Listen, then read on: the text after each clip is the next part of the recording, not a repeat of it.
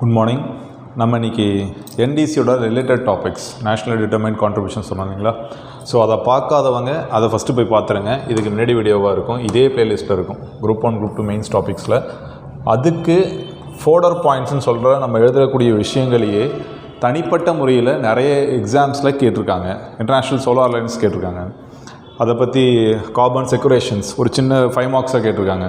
டிஎன்பிஎஸ்சியில் இந்த மாதிரியான கொஸ்டின்ஸ் நிறைய கேட்டிருக்கும் காரணத்தால் நம்ம என்டிசின்ற ஒரு சின்ன டாப்பிக்காக பார்க்காம என்டிசிக்குள்ளால் நிறைய விஷயங்களை பார்க்க வேண்டியது வரும். அங்கே சின்ன சின்ன வரிகளாக எழுதிட்டு போயிடுவோம். ஆனால் அதையே ஒரு 10 மார்க்ஸ் ஆகும், 50 மார்க்ஸும் கேட்கலாம். சரிங்களா? ஸோ அதோட ரிலேட்டட் டாபிக்ஸாக நம்ம பார்ப்போம். ஓகேங்களா? First one is Paris agreement. அதில் பாரிஸ் அக்ரிமெண்ட் பேசிஸில் தான் என்டிசியை க்ரியேட் பண்ணாங்கன்னு பார்த்துருப்போம். ஸோ பார்க்காதவங்க பார்த்தீங்கன்னா புரியும். ஓகேங்களா? ஸோ COP 21 2015 நம்மளோட எமிஷன்ஸை வந்து குறைக்கணும். ஸோ தட் குளோபல் டெம்பரேச்சர் வந்து 1.5 degree Celsius or below 2 degree Celsius, ideally for pre industrial லெவல்ஸ்னு சொல்லுவாங்க. அந்த லெவலுக்கு இதை குறைக்கணும் அப்படிங்கிறது தான் இந்த பாரிஸ் அக்ரிமெண்ட்டோடைய நோக்கமே. சரிங்களா? அந்த பாரிஸ் அக்ரிமெண்ட்டில் என்ன சொல்லியிருக்காங்க அப்படிங்கிறத பார்த்தீங்கன்னா இதை தனியாக கேட்பாங்க, அதோடைய அம்சங்கள் என்ன அப்படின்னு சொல்லிட்டு. சரிங்களா? ஸோ சொன்ன மாதிரி டெம்பரேச்சரை குறைக்கணும் with efforts to restrict with globally, எல்லாருமா சேர்ந்து குறைக்கணும் அப்படிங்கிறது தான் ரொம்ப முக்கியமானது. சரிங்களா? இப்போ இந்த COP 29 அப்படிங்கிறது நேற்று தான் நடந்திருக்கு. சரிங்களா? 29. சரிங்களா? பக்கு, அசர்பைஜானில் அதோடைய கேபிட்டல். இந்த விஷயத்தை நம்ம நேற்று இந்த எக்ஸாமுக்கு இந்த 2 days பிஃபோர் இந்த என்டிசியில் பேசியிருந்தோம். ஸோ அந்த இதை பார்க்கும்போது இதை பற்றி கொஞ்சம் டீட்டெயிலாக தெரிஞ்சு வச்சுக்கிறது நல்லது. ஏன்னா they have finalised the global market for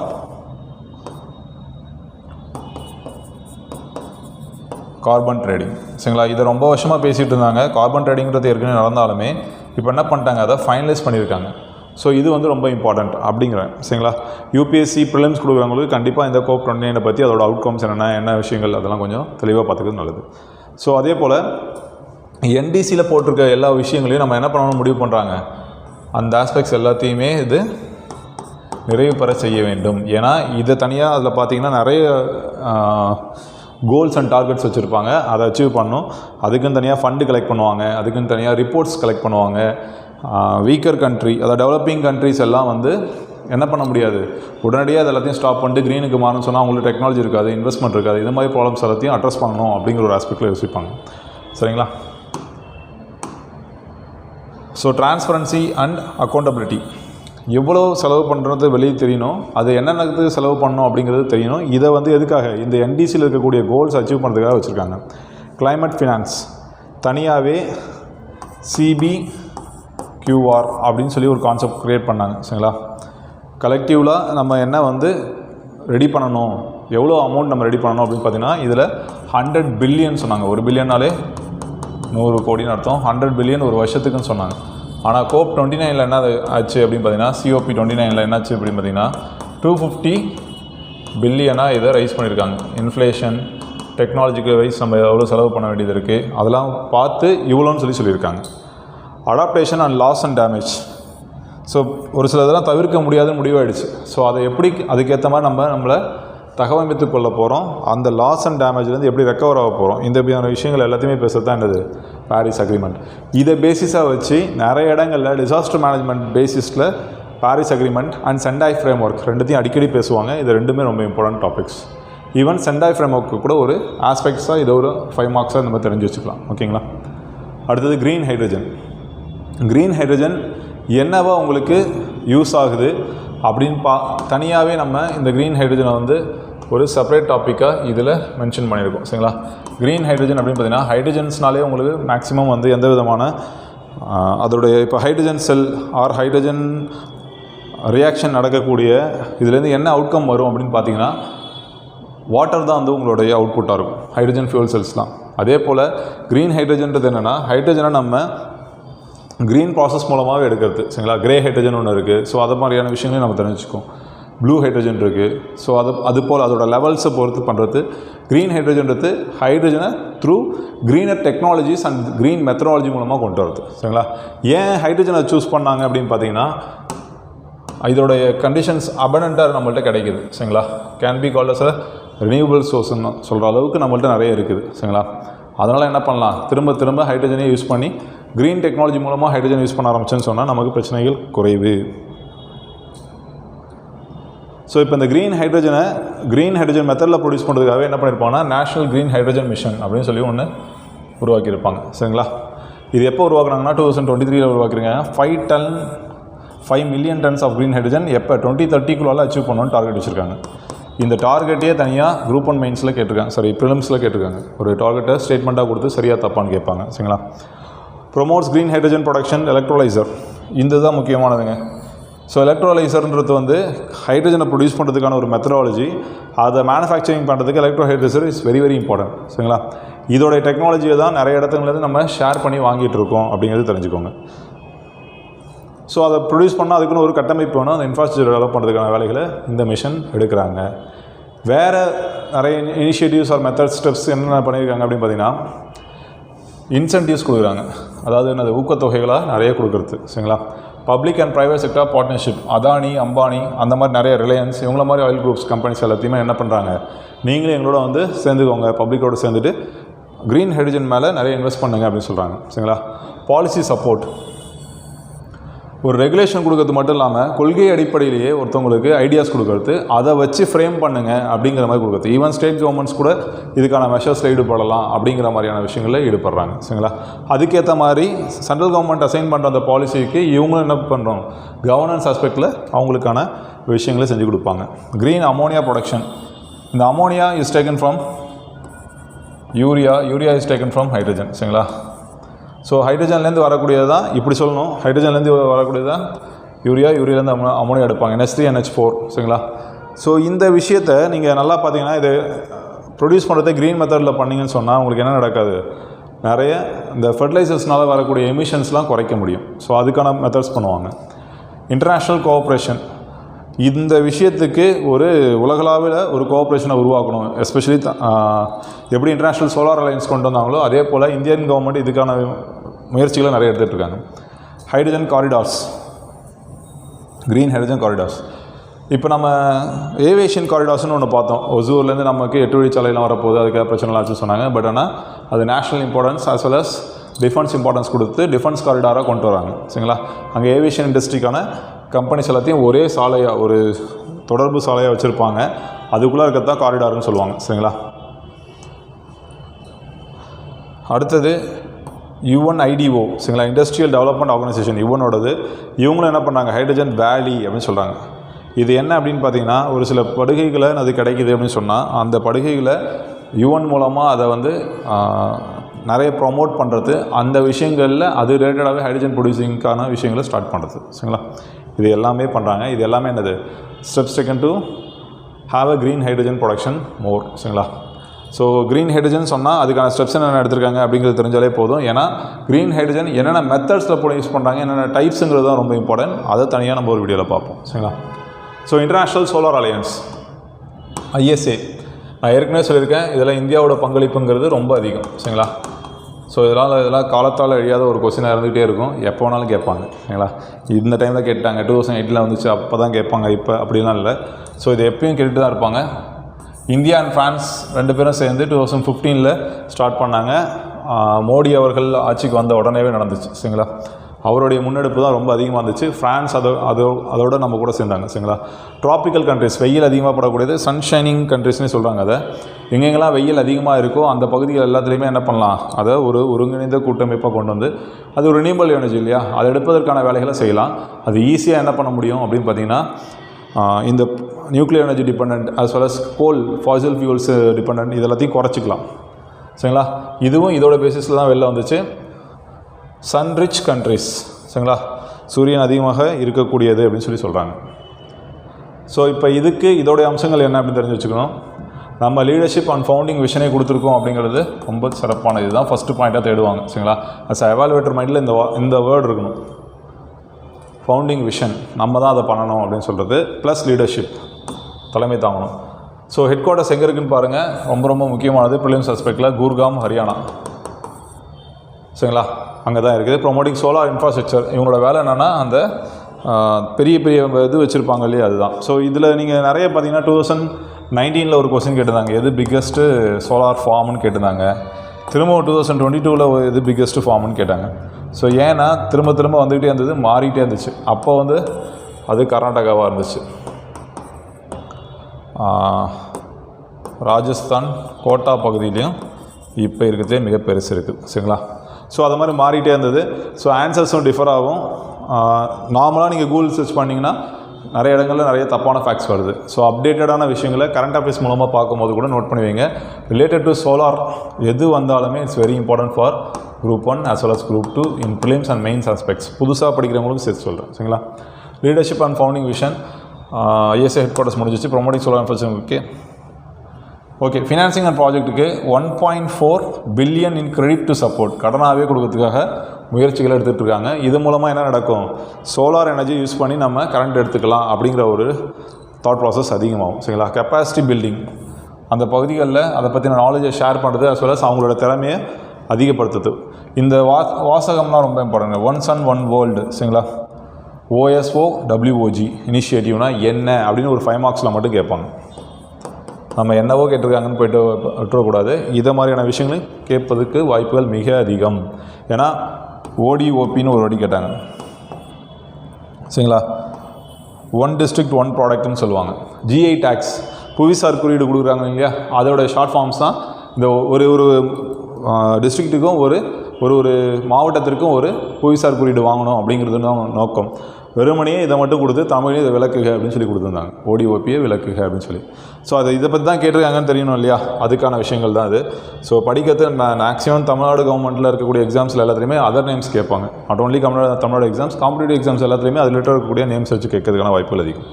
policy advocacy for solar energy expansion இதுக்குள்ளே இருக்கிறது தான் இது சின்ன பாட்டு. இதுதான் GI டேக்னு சொல்ல வரல, இதுக்குள்ளே இருக்க ஒரு சின்ன பாட்டு. ஓகேங்களா? ஸோ கொள்கையை அட்வொகேட் பண்ணுறதுனா சப்போர்ட் பண்ணுறது, அதுக்கான விஷயங்களை செய்கிறதுக்கான அந்த பாலிசியை எக்ஸ்பேண்ட் பண்ணுறது எல்லாமே இதோடைய ISAவுடைய பிளான். சரிங்களா? எக்ஸ்பேண்டிங் ISA மெம்பர்ஷிப் இப்போ அரௌண்ட் 100 கண்ட்ரிஸ் இருக்காங்கன்னு சொன்னால் மேலே கண்ட்ரிஸை இன்க்ரீஸ் பண்ணிகிட்டே இருக்கிறது தான் அவங்களுடைய நோக்கமாக இருக்கிறது. அடுத்தது ஃபேம். இதை ஃபேமோட ஃபுல் ஃபார்மை நிறைய வாட்டி கேட்டிருக்காங்க, இனிமேலும் கேட்பதற்கான வாய்ப்புகள் உண்டு. சரிங்களா? So faster adoption for manufacturing hybrid and electric vehicles, அதான் ஃபேம்னு சொல்லி இந்த ஸ்கீம் அப்படின்னு சொன்னாங்க. சரிங்களா? இப்போ அதில் செகண்ட் வெர்ஷனே போய்ட்டுருக்கு, creating infrastructure for the vehicles. ஏன்னா இப்போவே நீங்கள் சிட்டி ஆர் அர்பன் ஏரியாவில் இருந்தீங்கன்னா நிறைய வெஹிக்கல்ஸை பார்க்கலாம். வெஹிக்கல்ஸ் என்ன பண்ணுறாங்க அப்படின்னு பார்த்தீங்கன்னா அதிகப்படியான எமிஷன்ஸை அது குறைக்குது அப்படிங்கிறது தான் பிலீஃப். சரிங்களா? அதில் கான்ட்ரவர்ஷியல் டாபிக்ஸும் நிறைய போயிட்டுருக்கு. பீட் அனலிட்டிக்ஸ் என்ன சொல்கிறாங்கன்னா அதுக்கான விஷயங்கள் இல்லை, அதனால் வெளிப்படக்கூடிய நச்சுத்தன்மை அதை விட அதிகமாக இருக்குது அப்படிங்கிறதுலாம் போயிட்டுருக்கு. But overall accepted is what electrical vehicle உங்களுக்கு எமிஷன்ஸை குறைக்கும். BS6 விட BS6 கொண்டு வந்தது கூட இதோடைய ஒரு இதுதான். சரிங்களா? பெட்ரோல் வெஹிக்கல்ஸு ஆக்சுவலி டீசல் வெஹிக்கல்ஸ்லாம் பேன் பண்ணிட்டாங்க, இதுக்கப்புறம் யூஸ் பண்ணக்கூடாதுன்னு சொல்கிறாங்க. பெட்ரோல் வெஹிக்கல்ஸே வித் எமிஷன் நார்ம்ஸ் பயங்கரமாக பண்ணுறாங்க. சரிங்களா? ஸோ இதோட நோக்கம் என்னவாக இருந்துச்சுன்னா 33 to 35% by 2030 from the base year of 2005. இதுதான் முக்கியம். 2005 நம்ம எவ்வளோ புகையை விட்டுட்டு இருந்ததோ அது 2030 கண்டிப்பாக அதிகமாக இருக்கும். ஏன்னா வாகனங்கள் பெருகிருக்கும், யூசேஜ் அதிகமாக இருக்கும். ஆனால்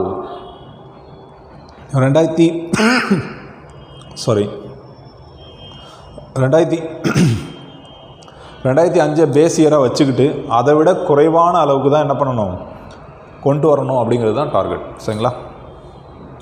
ஸோ இது ரொம்ப முக்கியம். ஃபேமோட இந்த ஸ்ட்ராட்டஜி கரெக்டாக தப்பான்னு கேட்பாங்க ப்ரிலிம்ஸில். ஓகேங்களா?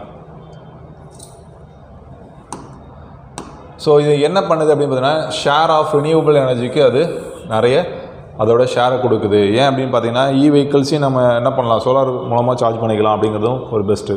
ப்ரொமோஷன் ஆஃப் க்ளீன் மொபிலிட்டி, பிரச்சனையே இல்லாமல் மொபிலிட்டி இன்க்ரீஸ் பண்ணும். நிறைய இடங்களில் பார்த்தீங்கன்னா அர்பன் ஏரியா இங்கே இருக்குதுன்னு வச்சுக்கோங்களேன், அவுட்டர் ஸ்கர்ட்ஸ் எல்லாத்தையுமே டெவலப் பண்ணிட்டுருக்காங்க. நீங்கள் சிட்டியை இப்போ பார்த்தீங்கன்னா முன்னாடி ஸ்மார்ட் சிட்டிஸ்னு சொல்லி இது ஒரு சிட்டி இருக்குதுன்னு சொன்னால் இங்கே ஒன்று உருவாக்கலாம், இங்கே ஒன்று உருவாக்கலாம்னு கொஞ்சம் சொன்னாங்க. ஃபார் எக்ஸாம்பிள் வேலூருக்கும் சென்னைக்கும் ரொம்ப கம்மியான டிஸ்டன்ஸ் தான் இருக்குது, பக்கத்தில் வச்சுக்கலாம். ஒரு 100 கிலோமீட்டருக்கு பக்கத்தில் ஒரு ஸ்மார்ட் சிட்டி வைக்கலாம்னு சொன்னாங்க.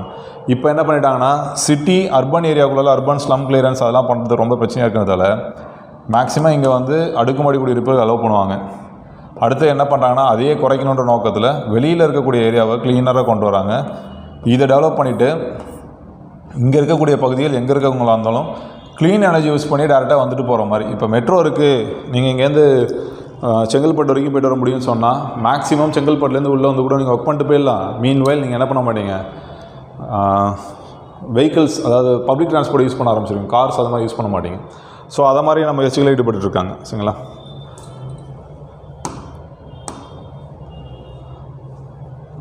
ஸோ வெஹிக்கல் இன்ஃப்ராஸ்ட்ரக்சர் ஃபேம் 2 இதை தான் பண்ணிகிட்ருக்காங்கன்னு சொன்னேன் இல்லைங்களா. ஃபேம் 1ன்னு ஒன்று வந்து ஃபேம் 2ன்னு ஒன்று இருக்குது. இது என்னென்னா அதுக்கான சார்ஜிங் இன்ஃப்ராஸ்ட்ரக்சரை கொண்டு வரணும். ஏன்னா கார்லாம் நிறைய வெஹிக்கிள் வந்துட்டு இருக்குது. டாட்டாலேயே நிறைய பஞ்ச் கொண்டு வந்துட்டாங்க. எலக்ட்ரிக்கல் வெஹிக்கிள் நிறைய ரெனால்டு நம்ம சின்ன சின்ன கம்பெனிஸ்லேருந்து எல்லாருமே ஆரம்பிக்கிறாங்க சரிங்களா. ஸோ அந்த மாதிரி பண்ணும்பொழுது நீங்கள் என்ன பண்ணணும், இதுக்கான சார்ஜிங் இன்ஃப்ராஸ்ட்ரக்சர் இருந்தால் தான் கார் வாங்குறவங்க வாங்குவாங்க. லக்ஸுரி ப்ராடக்ட்னு சொல்லும்போது அவங்களுடைய கம்ஃபர்ட் நிறைய பார்ப்பாங்க. Reduction in fossil and fuel imports. நமக்கு என்ன பண்ண தேவைன்னா கச்சா எண்ணெய் நம்பி நம்ம இருக்கணுன்ற அவசியம் கிடையாது, அதை குறைச்சி கொள்ளலாம் அப்படிங்கிறது தான் அந்த ஃபேம் ஸ்கீமோடைய பாயிண்ட்டு. ஸோ ஃபேம் ஸ்கீம் என்ன, அதோடைய அதை பற்றி ப்ரீஃபாக எழுதுங்கன்னு சொன்னால் அது அப்படியே எழுதிட்டு போயிடலாம் சரிங்களா. NAPCC இது ஒரு பாயிண்ட்டாகவும் ஒரு வேர்டாகவும் அதில் கேள்விப்பட்டிருப்போம். But it's very important now சரிங்களா. தனியாக பார்த்தீங்கன்னா அது என்னது, பாரிஸ் அக்ரிமெண்ட்டோடைய அவுட்லைன்டு விஷயங்களை சரி பண்ணுறதுக்காக தான் நம்ம கொண்டு வந்தோம். அதில் NDCயோட கான்ட்ரிபியூஷன்ஸை அச்சீவ் பண்ணணும் அப்படின்னு வச்சாங்க. அதில் எத்தனை மிஷன் இருக்குதுன்னு கேட்டிருக்காங்க ஒரு வாட்டி. 8 நேஷ்னல் மிஷன்ஸ் இருக்குது. குரூப் 4 கொஸ்டின் இது சரிங்களா. NAPCCயில் எத்தனை மிஷன்ஸ் இருந்தது, கீ மிஷன்ஸ் எத்தனை அந்த டைமில் சொல்கிறேன் சரிங்களா. ஸோ அதை மாதிரியான விஷயங்கள் தான், இந்த மாதிரி ஃபேக்ட்ஸ் தான் நீங்கள் நோட் பண்ணி வைக்க வேண்டியதாக இருக்கும். நோட்ஸ் க்ரியேட் பண்ணுங்கள். நெவர் எவர் புட் அனதர் கைடை உருவாக்கிட்டு இருக்காதிங்க சரிங்களா. ஸோ மெயின்ஸ் படிக்கிறவங்க நிறைய ரொம்ப கஷ்டமாக ஃபீல் பண்ணுறதுக்கான காரணம் they are not preparing notes, they are preparing guide சரிங்களா. ஓகே, ஸோ அந்த விஷயத்தில் பார்த்திங்கன்னா நேஷ்னல் சோலார் மிஷன் அப்படிங்கிறது எதுக்கு அப்படின்னு பார்த்திங்கன்னா, நம்ம national action action climate change, national action plan on climate change அப்படின்னு சொன்னீங்கன்னு சொன்னால் அதில் என்ன விஷயங்கள் நீங்கள் செய்யலாம் அப்படின்னு பார்த்தீங்கன்னா, ஃபஸ்ட்டு திங் என்னது, சோலார் மிஷன் கொண்டு வரது. ஏற்கனவே சொல்லியிருக்கோம் நம்ம ISAவோட டார்கெட் தான் இதோட டார்கெட்டும் சரிங்களா. ஸோ அதில் 500 by 2030, 300 அச்சீவ் பண்ணோம் by 2020, 100 by 2022. இதுதான் இப்போ சோலார் மிஷனோட டார்கெட்டாக இருக்குது சரிங்களா. அடுத்தது NMEE சரிங்களா, national mission for enhanced energy efficiency. இது என்ன பண்ணும் அப்படின்னு பார்த்தீங்கன்னா, lower the green house gases, அவ்வளோதான், GHGயை குறைக்கும்.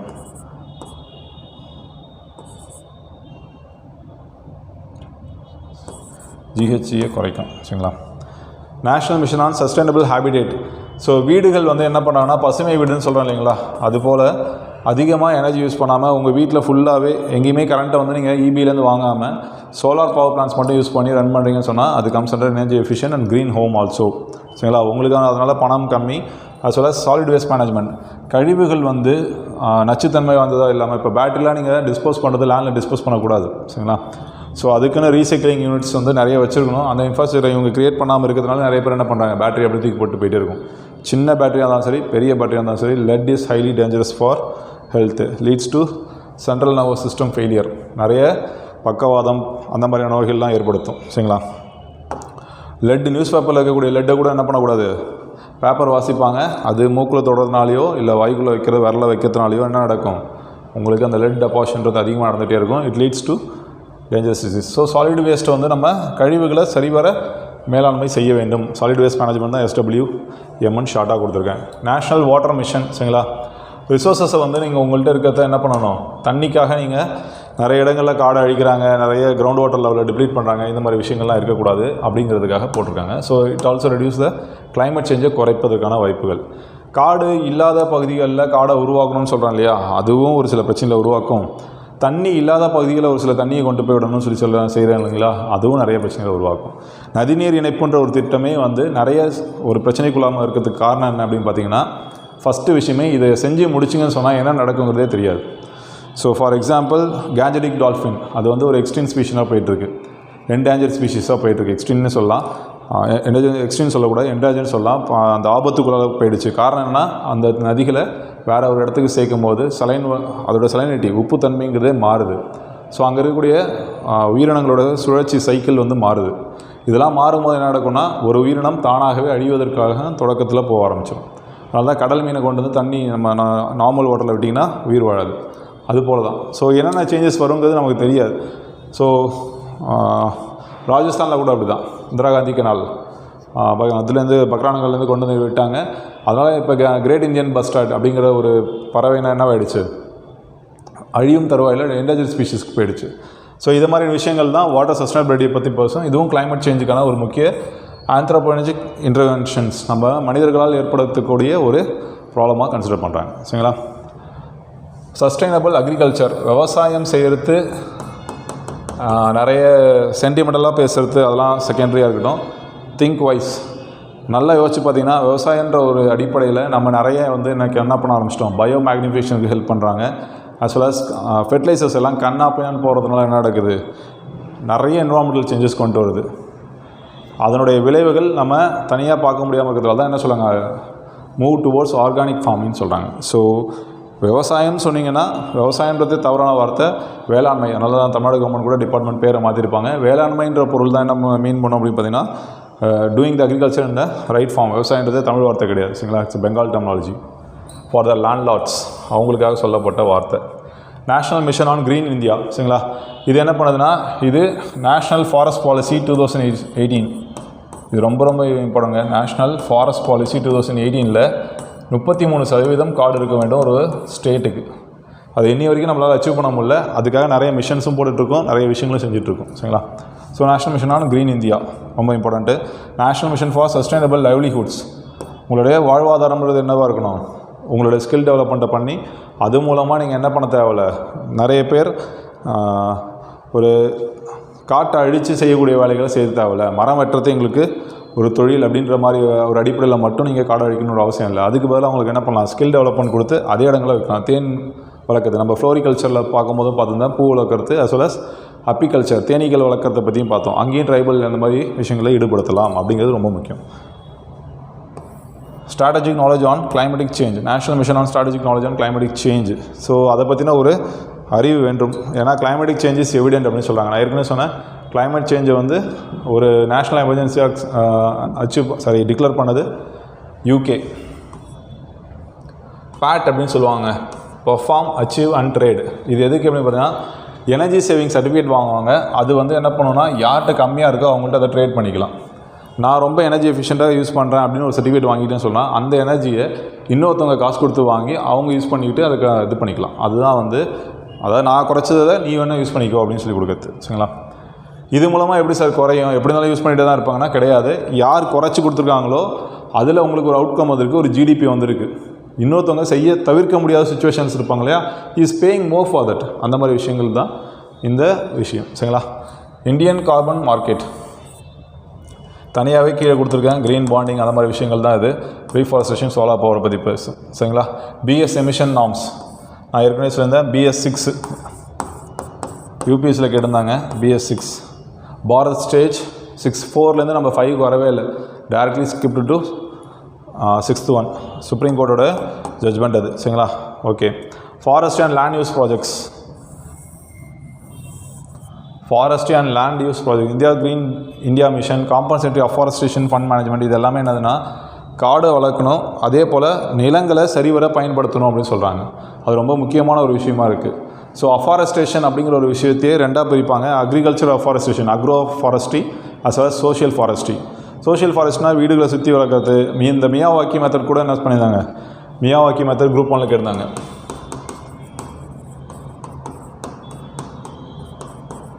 இதை பற்றி எழுதுங்கன்னு சொல்லியிருந்தாங்க. ஏன் இது வந்துச்சு அப்படின்னு பார்த்தீங்கன்னா இதனுடைய யூசேஜ் வந்து அதிகமாக இருக்குது. கிரேட்டர் சென்னை கார்ப்பரேஷன் GCCயில் நிறைய இடங்களில் இந்த மியாவாக்கி மெத்தட் யூஸ் பண்ணி என்ன பண்ணுறாங்கன்னா இந்த பாலங்களுக்கு அடியில் ரொம்ப ஸ்பேசஸ் ஃப்ரீயாக இருக்கும், வெளிச்சம் அடிக்கும், ஆனால் நடுவில் மட்டும் இருக்கும். மதுரை வாயில் பாலம்லாம் பார்த்திங்கன்னா நிறைய அது மாதிரி வச்சாங்க ஃபஸ்ட்டு.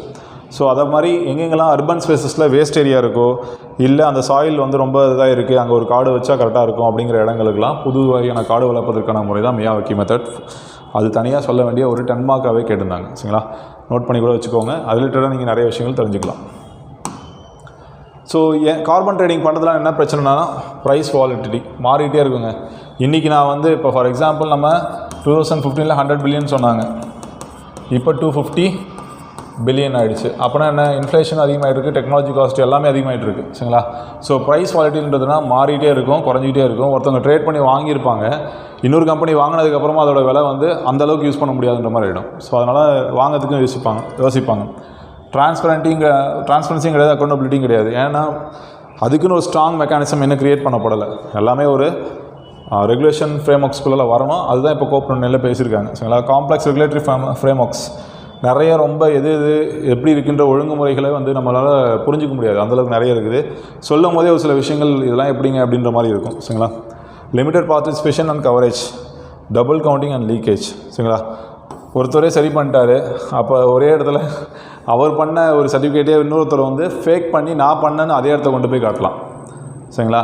சுற்றி ஒரு கடையவே எல்லோரும் கட்டிகிட்டு இருப்பாங்க. அதனால் என்ன நடக்காது, எந்த யூஸும் இருக்காது. சரிங்களா?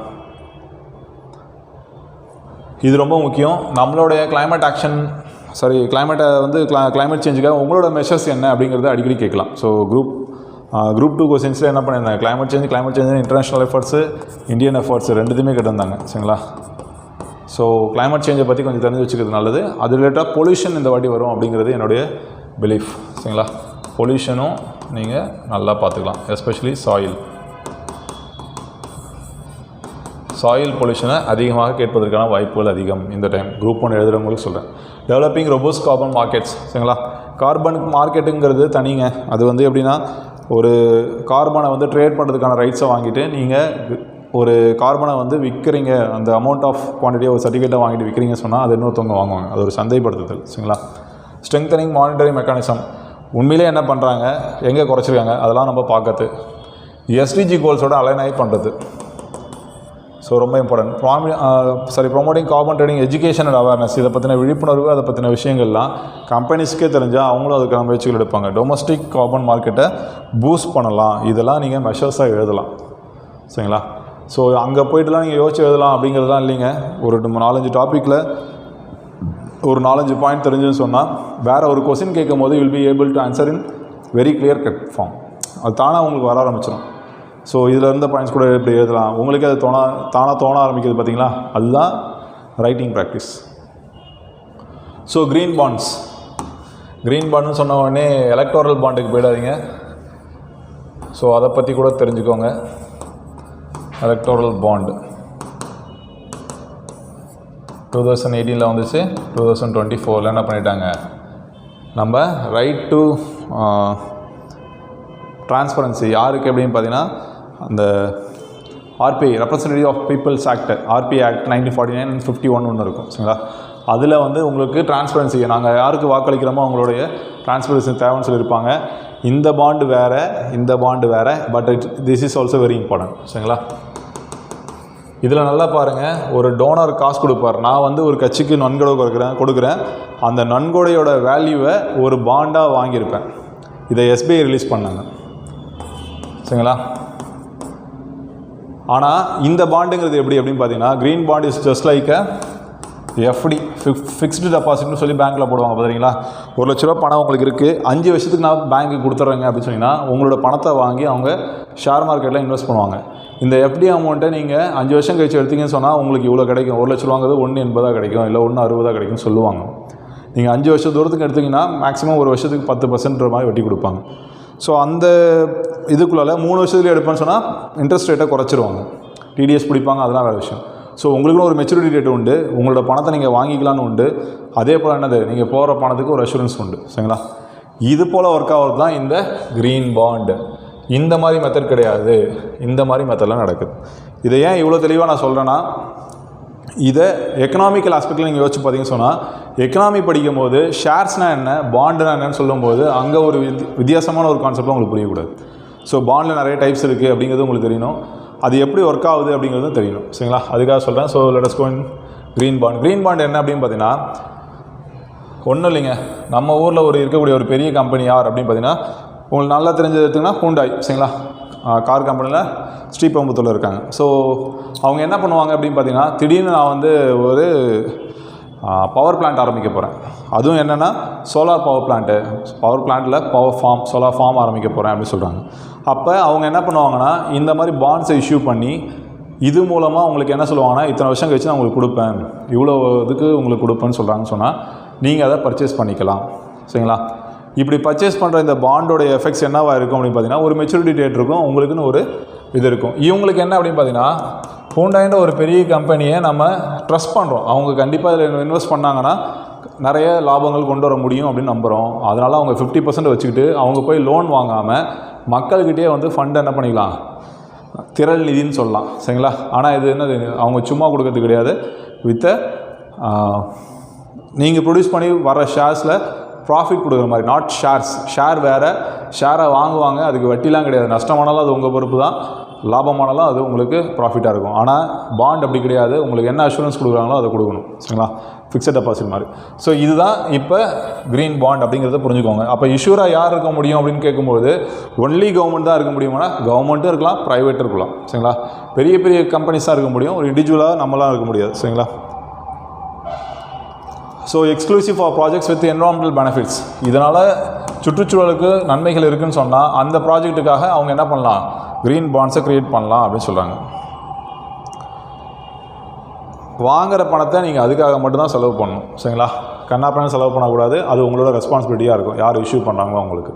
So types of green bonds அப்படிங்கிறது இதெல்லாம் ப்ரிலிம்ஸ் ஆஸ்பெக்ட்லேயும் வரும், எங்கேயாவது ஒரு இடங்களில் கேட்கலாம், அதுக்காக தெரிஞ்சுக்கோங்க. ஸ்டாண்டர்ட் க்ரீன் பாண்ட்ஸ் இதை வந்து ஃபஸ்ட்டு யார் வந்து இந்தியாவில் விட்டாங்கன்னா Yes bank in 2015. Very very important. சரிங்களா, ப்ரிலிம்ஸ் ஆஸ்பெக்டில் சொல்கிறேன், நீங்களும் ஒரு இன்ட்ரடக்ஷன் கொடுக்கும்போது கூட கொடுத்து எழுதலாம். சரிங்களா, அதுக்காக சொல்கிறேன். க்ரீன் ரெவன்யூ பாண்ட்ஸ் இது என்ன அப்படின்னு பார்த்தீங்கன்னா, ஃபார் எக்ஸாம்பிள் நீங்கள் வந்து ஒரு வாட்டர் ப்ராஜெக்ட் ஸ்கீம் போடுறீங்க. இந்த வாட்டர் ப்ராஜெக்ட் ஸ்கீம் வந்து என்டையர்லி எனர்ஜி எப்படி எடுக்க போகுதுன்னா ஹைட்ரோ பவர்லேருந்து எடுக்க போகிறேன்னு சொல்கிறீங்க. அப்போ எங்கேயுமே வந்து ஒரு பவர் பிளான்ட்டோ இல்லை வேறு விஷயங்களோ செய்யாமல் நேச்சுரல் எனர்ஜி, அப்போ புதுப்பிக்க மாற்றம்னு சொல்லுவாங்களா, ரினியூவபிள் எனர்ஜி, அந்த புதுப்பிக்கத்தக்க ஆற்றல்லேருந்து நீங்கள் எடுத்து என்ன பண்ண போகிறீங்கன்னா தண்ணி கொடுக்க போகிறீங்க.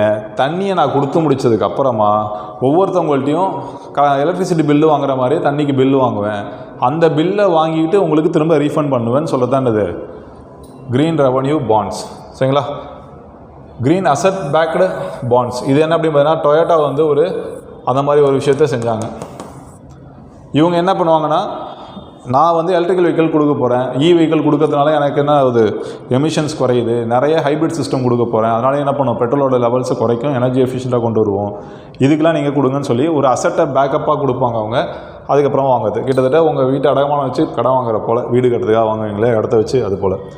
சாவரின் க்ரீன் பாண்ட்ஸ் இது வந்து கண்ட்ரீஸ் கொடுக்கறது, நாடுகள் தருவது. சரிங்களா, ஃபஸ்ட்டு ஃப்ரான்ஸில் கொடுத்தாங்க, செகண்ட் இந்தியா இன் 2022. சரிங்களா, இந்தியாவோட செகண்ட்னு சொல்ல முடியாது, நடுவில் ஒரு இது இருக்குது. நம்ம ஊரில் கொடுத்தது 2022, அதை மட்டும் ஞாபகம் வச்சுக்கோங்க. சரிங்களா. ஸோ ஆனால் ஃபஸ்ட்டு வந்து ஃப்ரான்ஸ் தான் இஷ்யூ பண்ணாங்க 2017. இவங்களே க்ரீன் ஃபண்டிங்கில் பண்ணுறதுக்காக இன்டர்நேஷனல் சோலார் அலையன்ஸுக்கு இந்தியன் கவர்மெண்ட்டே நிறைய பண்ணுதுன்னு சொன்னால் இந்த மாதிரி பாண்ட்ஸை இஷ்யூ பண்ணுவாங்க. இதுவும் எப்படி இது பெரிய பெரிய கார்ப்பரேட்ஸ்லாம் நிறைய வாங்கிக்கலாம், அவங்களே கூட கவர்மெண்ட் மேலே அதான் பப்ளிக் ப்ரைவேட் பார்ட்னர்ஷிப்புக்குள்ளே வரும், இல்லைனாலும் நீங்கள் தனியாகவும் வாங்க முடியும், பெரிய ஆளுங்களால் வாங்க முடியும். சரிங்களா. ஸோ அது எப்படி ஒர்க் பண்ணுது அப்படிங்கிறத நான் ஒரு சிம்பிளிஸ்டிக்காக சொன்னேன், எஃப்டி மாதிரின்னு சொன்னேன். ஸோ அதுக்குன்னு சொல்லி இனிஷியேட்டிவ் தனியாக ஆட் பண்ணுறாங்க அப்படின்னா கிளைமேட் பாண்ட்ஸ் இனிஷியேட்டிவ் அப்படின்னு ஒன்று இருக்குது. அவங்க தான் அதுக்கான சர்டிஃபிகேஷன் கொடுக்குறாங்க. இந்த ப்ராஜெக்ட் க்ரீன் பாண்ட்ஸ்குள்ளே தான் வரும். இந்த ப்ராஜெக்ட்டுக்கு நீங்கள் என்ன பண்ணலாம், க்ரீன் பாண்ட்ஸ் இஷ்யூ பண்ணி பணம் வசூல் பண்ணிக்கலாம்னு சொல்கிறதுக்கு அவங்களுக்கு தான் ரைட்ஸ் உண்டு. யூஸ் ஆஃப் ப்ரொசீட்ஸ் இது என்ன அப்படின்னு பார்த்தீங்கன்னா, என்வரான்மெண்ட்டையும் கிளைமேட் ரிலேட்டட் ப்ராஜெக்ட்ஸுக்கும் ஃபஸ்ட்டு கொடுத்துருவோம், யூஸ் பண்ணுங்கள், அதுக்கப்புறமா நீங்கள் என்ன பண்ணிக்கலாம், ஸ்பெசிஃபிக்காக அதுக்கான அமௌண்ட்ஸை நீங்கள் வாங்கிக்கலாம். சரிங்களா. மானிட்டரிங் ரிப்போர்ட்டிங் அதுக்குன்னு ஒரு அத்தாரிட்டி இருக்குது, அவங்கக்கிட்ட அதை சொல்லுவாங்க. டீட்டெயில் என்விரான்மெண்டல் பெனிஃபிட்ஸை கொடுப்பாங்க. Payment and maturity of the regular bonds இதுவும் ரொம்ப முக்கியமானது. வாங்கிட்டீங்க, அது ரெகுலராக எப்போ வந்து மெச்சூரிட்டி அடையும் அப்படிங்கிறதையும் சொல்லி ஆகணும், அதுக்கு என்ன நடக்குன்றதையும் கொடுத்தாகணும். So benefits of green bonds இதனால் என்ன நடக்கும், சிம்பிளாக நீங்களே சொல்லிடலாம். என்விரான்மெண்டல் இம்பேக்ட் நல்லபடியாக இருக்கும், அதாவது நிறைய க்ரீன் ப்ராஜெக்ட்ஸை ப்ரொமோட் பண்ணுவாங்க, கேபிட்டல் இன்வெஸ்ட்மெண்ட் நிறைய கிடச்சிரும். அடுத்து எக்கனாமிக் க்ரோத் பொருளாதார வளர்ச்சி அதிகமாக இருக்கும். இன்வெஸ்டர் அட்ராக்ஷன் முதலீட்டாளர்களை இருக்குது. Reduced cost of capital for issuers நான் சொன்னேன் இல்லையா, பணமாக அவங்களால வாங்க முடியாது, போய் பேங்க் லோன் அப்படி இப்படி வாங்காமல் ஹூண்டாய் நாளைக்கு வந்து ஒரு சோலார் ஃபார்ம் போகிறாங்கன்னு சொன்னால் அதை விற்கிறாங்கன்னு சொன்னால் அந்த க்ரீன் பாண்ட்ஸை யார் வேணாலும் வாங்குவாங்க, ஏன்னா அது லாபமாக இருக்கும் அப்படின்றத நம்புவாங்க. என்ஹான்ஸ்ட் ரெப்புடேஷன் என்ன மாதிரியான அவங்களுக்கு பேர் இருக்குது, அந்த பேரை வந்து அதிகப்படுத்தும், நல்ல கம்பெனி இது அப்படின்னு சொல்லி. இன்டர்நேஷ்னல் கோஆப்ரேஷன் உலக நாடுகள் எல்லாத்துக்கிட்டையும் ஒரு கோஆப்ரேஷன் கிடைக்கும்.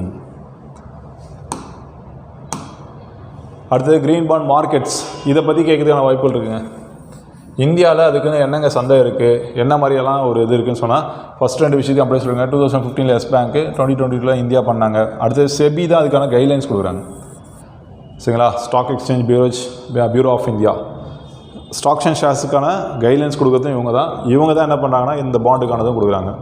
இதில் யாரெல்லாம் சிக்னிஃபிகண்ட் யூஸராக இருக்காங்க அப்படின்னு பார்த்தீங்கன்னா என்டிபிசி தெர்மல் பவர் கார்பரேஷன். சரிங்களா. நான் டெக்னிக்கல் போஸ்ட் ரயில்வேல வர என்டிபிசி எக்ஸாம் இல்லைங்க, இது நேஷனல் தெர்மல் பவர் கார்பரேஷன். அடுத்தது Indian railway finance corporation SBI. இவங்க எல்லாருமே என்ன பண்ணுறாங்கன்னா சிக்னிஃபிகண்ட் இஷ்யூஸாக இருக்காங்க, இவங்கள்ட்ட இதை வாங்க முடியும். இதில் என்ன பிரச்சனைகள் இருக்குது அப்படின்னு பார்த்தீங்கன்னா, ஒரு ஸ்டாண்டர்டைஸ்டு ப்ரொசீஜர் கிடையாது. சரிங்களா.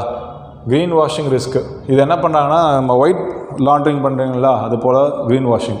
ஒருத்தவங்க வாங்கின மாதிரி கொடுத்துட்டு உண்மையிலே அப்படி செய்யாமல் இருக்கிறது, ஆனால் செஞ்ச மாதிரி கணக்கு காட்டி அந்த ஃபண்டை மட்டும் வாங்கிக்கிறது. சரிங்களா? அதுக்கப்புறம் ஏதோ ஒரு காரணத்தை சொல்லி என்னால் செய்ய முடியல, கோர்ட்டில் கேஸ் நடக்குது, அவங்க ஓகே சொன்னாங்கன்னா நாங்கள் நடத்துவோம், இந்த மாதிரி நிறைய நடக்கிறதுக்கான வாய்ப்புகள் உண்டு. High issuance cost. வெளியிடும் போதே நிறைய காஸ்ட் வரும் தான் சொன்னால் நம்மளாலாம் வாங்க முடியாது, ரொம்ப பெரிய விஷயமா இருக்கும். லிமிட்டட் அவேர்னஸ், விழிப்புணர்வு அதை பற்றி கம்மியாக இருக்குது. லிக்விடிட்டியும் ரொம்ப குறைவு அப்படிங்கிறது ரொம்ப முக்கியம். லிக்விடிட்டி குறைவு அப்படின்னு சொன்னீங்கன்னா, அதாவது எந்த ஒரு விஷயத்துக்குமே லிக்விடிட்டின்றது ரொம்ப இம்பார்ட்டன்ட். நீங்கள் ஒரு தங்கம் வச்சுருக்கீங்கன்னா உடனே போய் என்ன பண்ணிக்கலாம், கோல்டாக மாற்றிடலாம். ஆனால் இது மாதிரி விஷயங்களை பண்ண முடியாது. ரெண்டாவது, சாவரின் பாண்டு கூட வந்துச்சு. தங்கத்தையே என்ன பண்ணலாம் நீங்கள், சாவரின் பாண்டு இன்னமும் இருக்குது. எலக்ட்ரல் பாண்டை இது பண்ணிட்டாங்க. சாவரின் பாண்ட் என்ன சொல்லியிருக்கு அப்படின்னு பார்த்தீங்கன்னா, நீங்கள் இது வரைக்கும் வச்சுருந்த சாவரின் பாண்டு வந்து கான்செப்ட் என்னென்னா, தங்கத்தை வாங்கி வச்சுருப்பீங்க, செய்கூலி சாதாரண அவங்களே நிறைய எடுத்துருவாங்க. உங்கள் பொண்ணுக்காக நீங்கள் சேர்த்து வைக்கிறீங்க, ஆனால் என்ன ஆகும், இப்போ வாங்கி வச்ச நகை உங்கள் பொண்ணு கல்யாணம் பண்ணும்போது தேவையில்லாத ஒரு டிசைனாக தெரியும், பழசாயிடுச்சுன்னு தோணும். அப்போ திரும்ப அதை போய் மாற்றும் போது செய்கூலி சாதாரணமாக நிறைய லாஸ் இருக்குது. பாண்டாக வாங்கி வச்சுருந்தீங்கன்னா எப்போ தேவையோ அப்போ போய்ட்டு அதை மாற்றினீங்கன்னா, 8 பவுனுக்கு வாங்கி வச்சுருக்கீங்கன்னா அந்த 8 பவுனுக்கான இதை அப்படியே கொடுத்துருவாங்க அமௌண்ட்டாக. சரிங்களா? அன்னைய ரேட்டுக்கு என்னவோ. ஸோ இதில் இந்த தங்கமாக வாங்கி குவிக்கிற வேலை இருக்காது அப்படிங்கிறதுக்காக செஞ்சது. சரிங்களா? இன்னும் சொல்லப்போனால் தங்கத்தோட ரிசோர்ஸ் குறைஞ்சிச்சு. ஸோ அதனால் அதுக்கான வாய்ப்புகள் இல்லை, இன்னும் கொஞ்ச நாள் தான். கார்பன் செக்விஸ்ட்ரேஷன். சரிங்களா? கார்பன் செக்விஸ்ட்ரேஷன் இது என்ன அப்படின்னு பார்த்தீங்கன்னா, கார்பன் டை ஆக்சைடு அப்படிங்கிறது வந்து நம்ம அட்மாஸ்பியரில் இருக்கக்கூடிய CO2.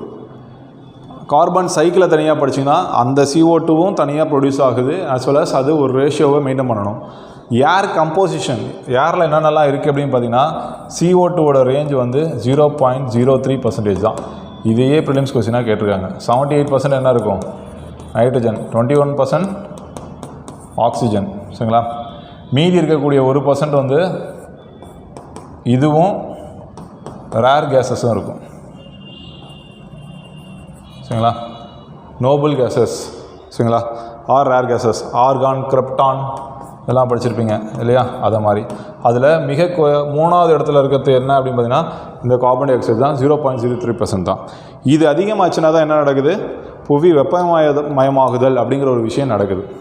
அதை கான்செப்ட் எப்படி புரிஞ்சுன்னா, காரை வந்து நீங்கள் வெயில் எடுத்துறீங்க, வெளியில் விட உள்ளே வந்து வெப்பமாக இருக்கும். அதே போல் தான் CO2 அதிகமாக இருந்துச்சுன்னு சொன்னால் உள்ளே வர சன்லைட்டில் வெளில போக விடாது. அதனால் உங்களோட ஹீட் வந்து அதிகமாகிட்டே போகும். இதனால் மலைகள் உருவும். அதனால் நிறைய, நான் ரொம்ப ஷார்ட்டாக சொல்லியிருக்கேன், இதுவே தனி டாப்பிக்கு, பட் சொல்கிறேன். ஓகேங்களா? ஸோ மெயின் சேதரங்க ஆஸ்பெக்டில் அது தெரிஞ்சிருக்கும். ஸோ இது என்ன அப்படின்னு பார்த்தீங்கன்னா, இந்த CO2வை நம்ம என்ன பண்ணணும் அப்படின்னு பார்த்தீங்கன்னா, அட்மாஸ்பியரில் எடுத்துட்டோன்னு சொன்னால் உங்களை எமிஷன்ஸ்னாலேயும் இந்த மாதிரி அதிகமாக நடக்குது. க்ரீன் ஹவுஸ் கேஸஸ்னாலேயும் இது நடக்குது, CO2வாலேயும் இது நிறைய நடக்குது. இயற்கையாக என்ன நடக்குது அப்படின்னு பார்த்தீங்கன்னா, water H2O plus CO2, chlorophyll pigment சன்லைட்டில் பட்டுச்சுன்னு சொன்னால் C6H12O6 ப்ளஸ் வாட்டர்ன்ற ஒரு ரெசிடு வரும். சரிங்களா? இதுக்கு 6CO2 6 கார்பன் சொல்லுவாங்க. ஸோ இதுதாங்க ஃபோட்டோசிந்தசிஸ்க்கான ரியாக்ஷன். சரிங்களா? இப்படி தான் செடிகள் வந்து கார்பன் டை ஆக்சைடை ஒரு ஃபார்ம் ஆஃப் கார்பனாக ஸ்டோர் பண்ணி வச்சுக்குது அதோட உடம்புல, கட்டையாவோ அல்லது ஒரு ப்ராசஸ் செய்யறதுக்கான எனர்ஜியாவோ எல்லாத்துக்கும் மாற்றத்துக்கான விஷயங்கள்லாம் நடக்குது. இது இயற்கையாக நடக்கக்கூடிய ஒரு விஷயந்தான். ஆனால் நம்ம நிறைய எமிஷன்ஸ் அதிகப்படுத்தும் போது இதனுடைய விளைவு என்னவாக இருக்குது அப்படின்னு பார்த்திங்கன்னா, இந்த அளவுக்கு மரத்தை விட்டால் தான் நம்ம விடுற எமிஷன்ஸ்க்கு ஈக்குவலாக சரி பண்ண முடியும். ஆனால் நம்மளுடைய CO2 ரிலீஸ் வந்து அதிகமாக இருக்குது. ஏகப்பட்ட ஃபாசில் ஃபியூல்ஸ் எரிச்சு கார்பன் அந்த மாதிரி கோல் அந்த மாதிரி பொருட்களை எரிச்சு என்ன ஆகுதுன்னா கார்பன் டை ஆக்சைடு ரிலீஸ் அதிகமாக இருக்குது. நாக்ஸ்னு நிறைய கேஸஸ் வெளியிட்டு இருக்கும். ஸோ CO2 மட்டும் இந்த மாதிரி பிடிச்சி வைக்கிறதுக்கு ஒரு வாய்ப்பு என்னென்னா, நீங்கள் நிறைய மரம் வளர்த்திங்கனாலே அது ஒரு கார்பன் செக்விஸ்ட்ரேஷனாக யூஸ் ஆகும். சரிங்களா? கார்பன் செக்விஸ்ட்ரேஷனாகவே அது நேச்சுரல் ப்ராசஸாகவே இருக்கும். இதையே வந்து ஆர்டிஃபிஷியல் மெத்தடாகவும் பண்ண முடியும் அப்படிங்கிறது தான் 2 கிளாசிஃபிகேஷன் இருக்குது. சரிங்களா?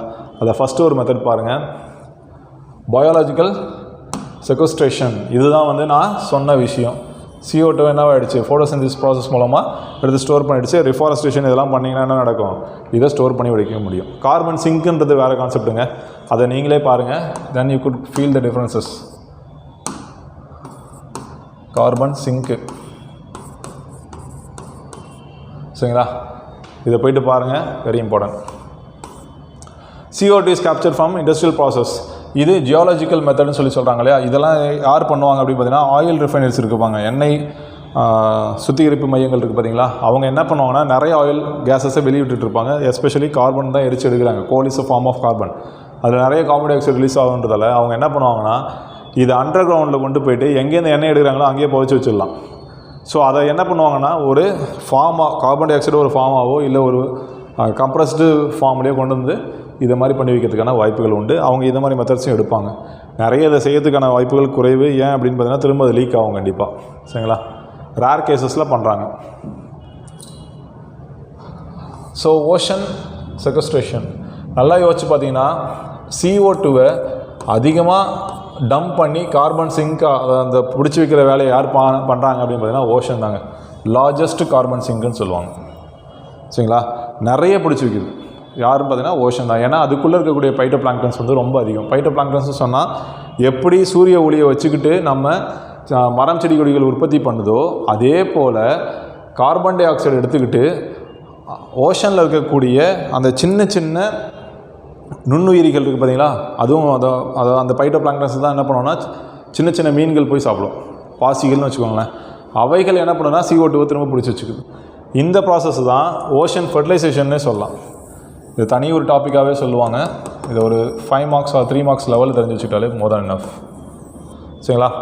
ஸோ இது என்ன பண்ணுது அப்படின்னு பார்த்தீங்கன்னா ஸ்டிமுலேட்டிங் த பைட்டோ பிளாங்க்டன்ஸ் க்ரோத். அப்போ இந்த ப்ராசஸை நீங்கள் அதிகப்படுத்துறதுனால என்ன நடக்கும், நிறைய பாசிகள் அதிகமாகும்னு வச்சுக்கோங்க. உதாரணத்துக்கு அப்படி பாசிகள் அதிகமாகிடுச்சு போயிடுச்சுன்னு சொன்னால் என்ன நடக்கும்னா அதோட சைக்கிளில் பாதிப்புகள் ஏற்படுத்தும். இது ஒரு நெகட்டிவ் எஃபெக்ட்ஸும் இருக்குது. ஆனால் இந்த மெத்தட் தான் என்னென்னு சொல்கிறாங்கன்னா ஓஷன் செக்வஸ்ட்ரேஷன் அப்படின்னு சொல்கிறாங்க. சரிங்களா. இது ரொம்ப இம்பார்ட்டண்ட்டான ஒரு மெத்தட், ஆனால் கான்ட்ரவர்ஷியல் டாப்பிக்கும் கூட. சரிங்களா. Chemical sequestration. கெமிக்கல் மெத்தடில் என்ன பண்ணுது அப்படின்னு பார்த்தீங்கன்னா நேரடியாக காற்றை ஒரு கெமிக்கல் ரியாக்ஷன்ஸ் மூலமாக பிடிச்சி வச்சுக்கிறது, ஒரு சால்ட்டாவோ அல்லது ஒரு டைரக்ட் ஃபார்ம் ஆஃப் அதை ஸ்டோர் பண்ணி வைக்கிறது, சிந்தட்டிக் ஃபியூவல்ஸாகவும் மாற்றுவாங்க. இதை கொண்டு போய் அண்டர் கிரவுண்டில் ஸ்டோர் பண்ணி வைக்கிறது. இதுதான் கெமிக்கல் செக்வஸ்ட்ரேஷன். சரிங்களா.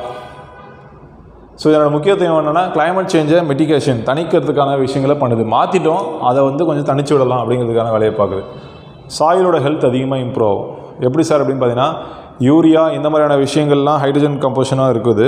நிறைய CO2 நீங்கள் அதிகப்படுத்தும் போது அதோட கேஸ்கேடிங் எஃபெக்ட்ஸாக என்ன பண்ணுது அப்படின்னு பார்த்தீங்கன்னா acid rain as well as other இம்பாக்ட்ஸ்னால உங்களுக்கு என்ன ஆகுதுன்னா சாயில் ஹெல்த் ரொம்ப டேமேஜ் ஆகுது. சாயில் ஹெல்த் டேமேஜ் ஆகிடுச்சுன்னா அதுக்கப்புறம் நீங்கள் கல்டிவேட் பண்ணவே முடியாது. ஏரபிள் டு நான் ஏரபிள் லேண்டாக மாறிடும். ஸோ இது இன்டெரக்டாக இந்த விஷயத்தை நிறைய செய்யுது. பயோடைவர்சிட்டி பல்லுயிரி தன்மையை அதிகப்படுத்துது. எமிஷன்ஸை குறைக்குது. இண்டஸ்ட்ரியல் எமிஷன்ஸ் எப்படி குறைக்குன்னா வெளியில் விட்டால் தானே அதை அப்படியே எடுத்து ஸ்டோர் பண்ணிடுறோம். அப்புறம் எக்கனாமிக் ஆப்பர்ச்சுனிட்டிஸ், இது மூலமாக நிறைய பொருளாதார விஷயங்கள் நடக்குது. சேலஞ்சஸ் என்ன அப்படின்னு பார்த்தீங்கன்னா நிறைய காஸ்ட்லிங்க. நம்ம சொல்கிற விஷயங்கள் சும்மா சின்ன கான்செப்டாக சொல்கிறோம். But technologically it needs more investment. Technological infrastructure limitations எல்லா இடங்களையும் அதை பண்ண முடியாது. இப்போ ஒவ்வொரு வண்டிலையுமே கேட்டலிட்டிக் கன்வெர்ட்டர்னு ஒன்று இருக்கும். இதை பொறுத்துனீங்கன்னு சொன்னால் ஒவ்வொரு வண்டிக்கும் என்ன ஆகுது, அதனுடைய ப்ரொடக்ஷன் காஸ்ட்டுங்கிறது அதிகமாகிடுது. ரெண்டாவது அது ப்ரொடியூஸ் பண்ணி வச்சதுக்கப்புறமா அது 2-3 வருஷத்தில் வீணாக போய்டும். திரும்ப போய் யாரும் மாற்ற மாட்டாங்க. ஒரு சைலன்சருக்குள்ளாலையும் இந்த மாதிரி வேலையை பார்க்கறதுக்கு சின்ன சின்ன ப்ராடக்டாக வச்சுருக்காங்க. ஆனால் அது பெருசாக எஃபெக்டிவாக கொண்டு வர முடியல. கொண்டு வந்தும் கூட என்ன பண்ணுறாங்க, அதை யாரும் மெயின்டைன் பண்ணுறது கிடையாது. இதெல்லாம் நம்ம ரெகுலேஷன்ஸ் பண்ண முடியாதுன்றதெல்லாம் என்ன பண்ணுறாங்க, ஒரேடியாக வெஹிக்கிளை விட ஓரளவுக்கு இதெல்லாம் குறைச்சிக்கலாம். இந்த இன்வெஸ்ட்மெண்ட்டையும் குறைச்சிக்கலாம். ரொம்ப ஈஸி டு மெயின்டெனன்ஸ் அந்த மாதிரி நிறைய விஷயங்கள் இருக்கிறதுனால தான் அதுக்கு போகிறாங்க. ஸோ இதையே டூரிசமில் ஒரு கொஸ்டினாக கேட்டிருக்காங்க.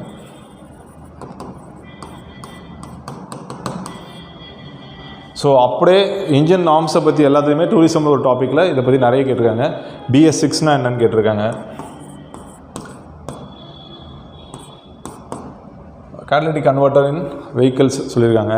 Methods to reduce CO2 emission அல்லது வெஹிக்குலர் எமிஷன், வாகனங்கள்லேருந்து வர்ற புகைகளை தடுக்கிறதுக்கு என்ன, இந்த மாதிரி கொஸ்டின்ஸ்லாம் நிறைய வந்திருக்குங்க. சரிங்களா. ஸோ இது எல்லாமே ரொம்ப இம்பார்ட்டண்ட்டு. Impact on ecosystem,